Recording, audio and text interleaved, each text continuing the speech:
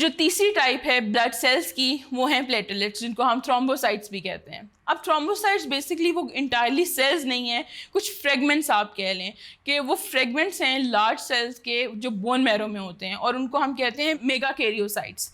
Bone fragments हैं, मेगाकैरियोसाइट्स हम उन्हें कहते हैं, और उनके अंदर कोई न्यूक्लियस नहीं होता और कोई पिगमेंट नहीं होती।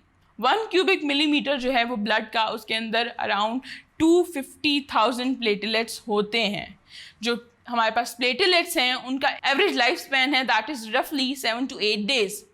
जो प्लेटलेट्स हैं वो हमें हेल्प करते हैं ब्लड क्लॉटिंग में। The clot serves as a temporary seal at the damage area, यानी कि जब भी कहीं पे भी ज़ख़म लग जाता है, कोई वूंड बन जाता है, कट लग गया, तो फ़ौरन से जो ये हमारे थ्रोम्बोसाइट्स हैं ये रश करते हैं उस एरिया में, वहाँ पे क्लस्टर बनाते हैं और वहाँ पे जम जाते हैं। तो आपने अक्सर नोट किया होगा कि आपके जब कोई कट लग जाए, कोई ज़ख़म लग जाए, तो वहाँ पे आहिस्ता आहिस्ता से कुछ एक मटीरियल इकट्ठा होता है, फिर थोड़ी देर बाद वो सूख के हार्ड हो जाता है, ओवर टाइम वो ब्लैक, पहले रेड होता है, फिर ब्राउनिश होता है, फिर ब्लैक होता है, और वो फिर उतर जाता है। तो वो यही है, वो यही थ्रोम्बोसाइट्स हैं जो वहाँ पे आके डिपॉजिट होते हैं और वहाँ पे एक सील बनाते हैं। ओवर टाइम वहाँ से जब वूंड हील हो जाता है तो ये रिमूव हो जाते हैं।